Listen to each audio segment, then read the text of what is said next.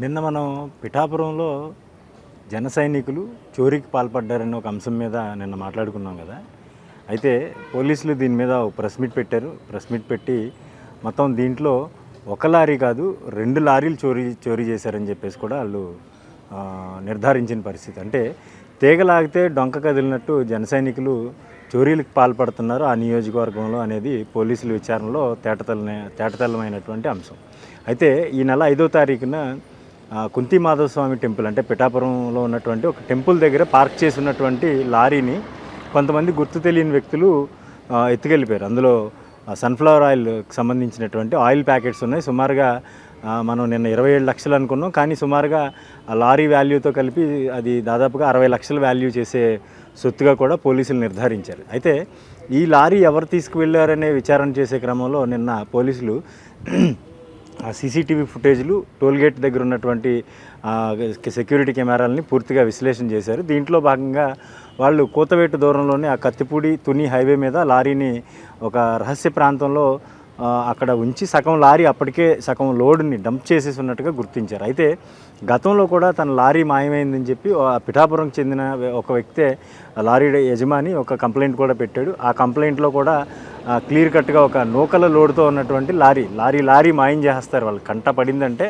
Lorry మాయం చేస్తారు. సరుకుని ఎక్కడ పడితే అక్కడ బహిరంగ మార్కెట్లో అమ్మేసుకుంటాం, ఆ లారీని అక్కడ వదిలేసి వెళ్ళిపోవడం, ఇటువంటి కార్యకలాపాలు చేస్తూ ఉన్నారు. అయితే గతంలో కూడా ఇందులో ఒక వ్యక్తి చాలా కీలక పాత్ర పోషించాడు. దీంట్లో గతం నుంచి కూడా ఇతనికి నేర ప్రవృత్తి అలవాటు ఉందని చెప్పేసి కూడా పోలీసులు నిన్న జరిగినటువంటి ప్రెస్ మీట్లో నిర్ధారించిన పరిస్థితి. అయితే ఈ వ్యవహారంలో దాదాపుగా 8 మంది పిఠాపురం నియోజకవర్గంతో పాటు కాకినాడ రూరల్ నియోజకవర్గం పండూరు గ్రామానికి చెందిన కొంతమంది వ్యక్తులు కూడా ఉన్నట్టుగా తెలుస్తోంది. మొత్తం 8 మంది ఈ కేసులో ఇన్వాల్వ్ అయినట్టుగా కూడా పోలీసులు గుర్తించారు. అయితే ఈ 8 మందిలో ఇద్దరిని చాలా కీలకంగా ఉన్న వ్యక్తుల్ని తప్పించాలనే ఒత్తిడి ఇప్పటికి కూడా పోలీసుల మీద వస్తుందనే ప్రచారం జరుగుతోంది. మరోవైపు ఈ కేసులో ప్రమేయం ఉన్నటువంటి 4 వ్యక్తుల్ని పోలీసులు ఇప్పటికే అరెస్ట్ చేశారు. వాళ్ళని రిమాండ్కి కూడా తరలించడం జరిగింది. అయితే మరొక 2 పరారీలో ఉన్నారు. వీళ్ళు కూడా క్రియాశీలకంగా పార్టీ కార్యకలాపాల్లో ఉంటున్నారని చెప్పేసి కూడా ప్రచారం జరుగుతోంది. అయితే మరో 2 అంటే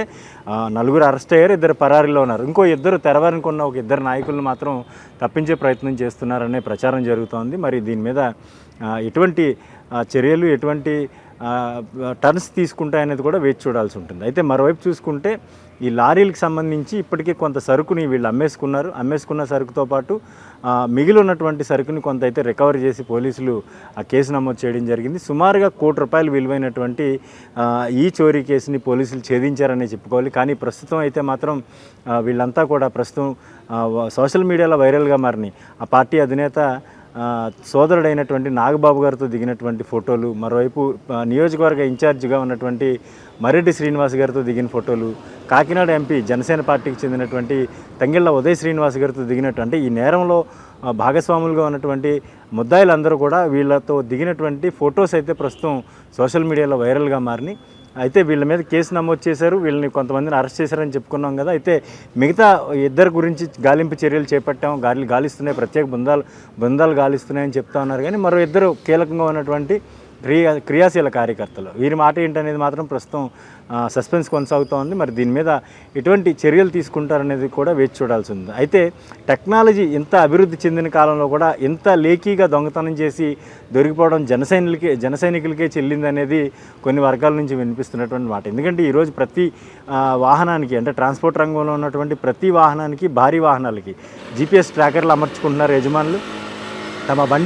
తమ లారీ ఎక్కడుంది, ఎక్కడికి వెళ్తుంది, ఏ సమయంలో ఎటు నుంచి ఎటు వెళ్తుంది అనేది పూర్తిగా తమ సెల్ ఫోన్కి సమాచారం వస్తున్న నేపథ్యంలో ప్రస్తుతం GPS ట్రాకర్ అమర్చినటువంటి ఈ లారీ చోరీ చేసి ప్రస్తుతం జన సైనికులు అయితే దొరికిపోయారు. మరి దీని మీద పార్టీ అధినేత వీరిని ఎటువంటి చర్యలు తీసుకుంటారు, నియోజకవర్గంలో ఎటువంటి మార్పులు తీసుకొస్తారు? ఎందుకంటే ఎక్కడో ఏదో మారుమూల ప్రాంతంలో చేశారంటే కాదు, కానీ కేవలం జనసేన అధినేత పవన్ కళ్యాణ్ గారు ప్రాతినిధ్యం వహిస్తున్నటువంటి నియోజకవర్గం పిఠాపురం నడిబొడ్డునే ఈ చోరీ జరిగింది. అది కూడా చోరీ చేసిన మొత్తం అందరూ కూడా జన సైనికులు. మరి దీని మీద పార్టీ అధిష్టానం, క్రమశిక్షణ కమిటీ ఏ విధంగా స్పందిస్తుందనేది ప్రస్తుతం ఆసక్తికరంగా మారింది.